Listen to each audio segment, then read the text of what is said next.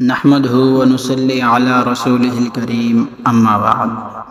مرد کا دوسرا تیسرا نکاح کرنے کا جو سکون عورت ذات کو ہے وہ مرد کو بھی نہیں ہے۔ عورتوں کو اپنی مرضی سے آرام کرنے کا موقع مل جاتا ہے، ماں باپ کے گھر جانے کے لیے وافر ٹائم مل جاتا ہے، یہ ٹینشن نہیں ہوتی پیچھے شوہر کا کیا ہوگا، اس کو کھانا کون دے گا، کپڑے کون تیار کرے گا۔ مرد حرام رشتوں اور حرام کاریوں اور حرام جگہ پیسہ برباد کرنے سے بچ جاتا ہے۔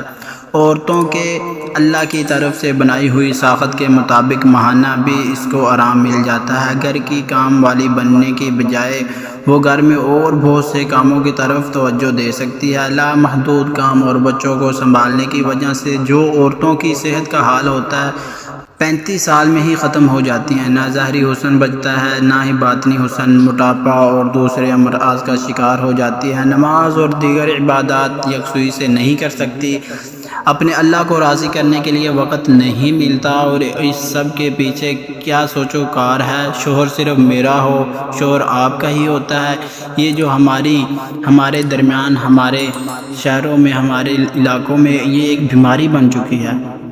یہ چین نہیں لینے دیتی، میری مرضی کے مطابق چلے، ہر کام مجھ سے پوچھ کر کرے، وغیرہ وغیرہ۔ اور کیا آج کی عورتوں کے دل و دماغ میں گھومنے والے خیالات کا اللہ کو علم نہیں تھا؟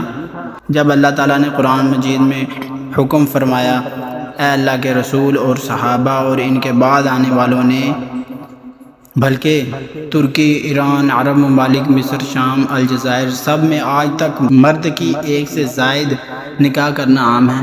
یہ ان کے دور کی بات بتا رہا ہوں۔ آج کل عورت جو کہ یہودی، ہندو ان کے بنائے ہوئے کاموں پر توجہ دے رہی ہے، ان کا شکار ہو گیا ہے، وہ خود ہی عورت ذات کی دشمن بنی ہوئی ہے۔ کنواری، بیوہ اور طلاق یافتہ لڑکیاں گھروں میں بیٹھی بوڑھی ہو رہی ہیں، لیکن اکثر عورتوں نے جو فتنہ پھیلا ہوا ہے کہ عورت کو یہی غم بہت ہے کہ اس کا مرد کسی اور کا شریک کیوں ہے۔ ان کا دور دیکھو، 90% دنیا میں عورتیں ہیں اور 40% مرد ہیں۔ ہر گھر میں عورتوں کی تعداد دیکھ لو۔ اللہ کے نظام میں رکاوٹ ڈالنے سے معاشرہ تباہی اور بربادی کی طرف جا رہا ہے۔ یہی عورت مرد کے حرام افیئر کا بھی رونا روتی ہے۔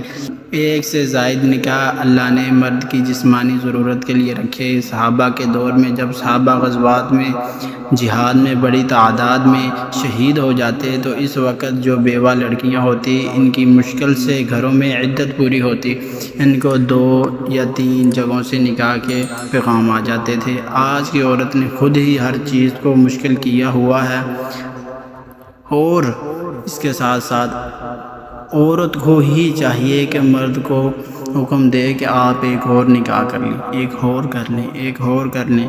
اس سے ہمارا کیا ہوگا؟ ہمارے ملک میں، ہمارے معاشرے میں برائی، بے حیائی سے عورتیں، مرد بچ سکیں گے، اور یہی اس کا حل ہے، اور یہی اللہ اور اس کے رسول کا فرمان ہے۔